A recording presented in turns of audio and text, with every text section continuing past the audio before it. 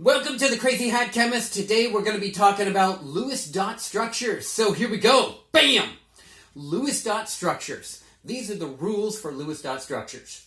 So number one, we're going to total up the valence electrons, and that is the group number on the periodic table. And we're going to total up these valence electrons and add them to that bond blender. I'll talk about that in just a second. We're going to add for negative charge, and we're going to subtract for positive charge if you have ions. Number two, we're going to determine the central element. The central atom is the least electronegative element, but it's never hydrogen. So you're going to have to review another lecture here, but the least electronegative element is the one that is furthest from fluorine. I'll repeat that again. The least electronegative element is the one that's furthest from fluorine. The hydrogen can never be the central element, even if it is the least electronegative, because hydrogen can only bond one thing, real simply. Okay, you're going to set up a basic plus-like structure. The central element is going to go in the middle of the plus sign, okay? And then the outside elements are going to go around the outside of the plus sign.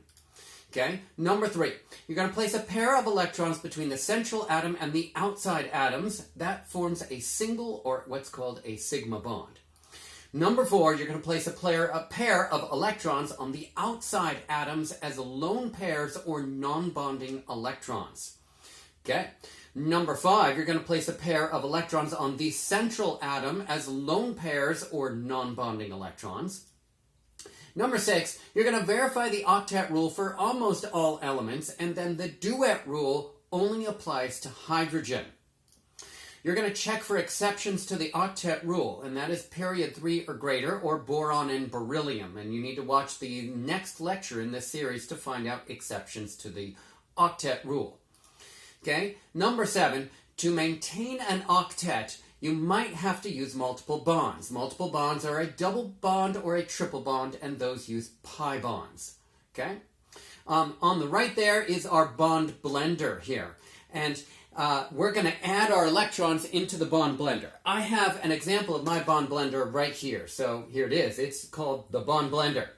Okay, and what you're going to do is you're going to take the electrons from the periodic table and their group, and you're going to add those bonds to the bond blender. Then what you do is you shake it up, and then you open up the bond blender, and then you're going to pour out the electrons according to the rules.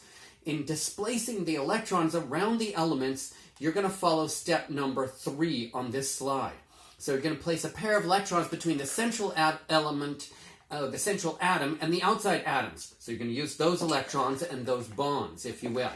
Number 4, you're going to place a pair of electrons on the outside atoms as lone pairs or non-bonding electrons. Okay?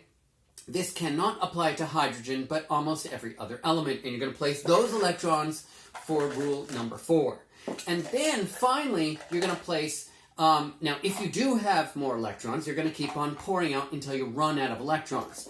Okay, number 5, you're going to place a pair of electrons on the central atom, and those are lone pairs and non-bonding electrons as lone pairs of electrons. And once you've placed them on the central element, you won't have any more electrons and bonds to actually use, because you've used up everything in your bond blender. You cannot have any bonds in your bond blender when you are done. Okay? That was the Lewis dot structure rules. You need to memorize those rules, because pigs can fly. If you like this video, give me a thumbs up, subscribe to my channel, and I'll see you next time.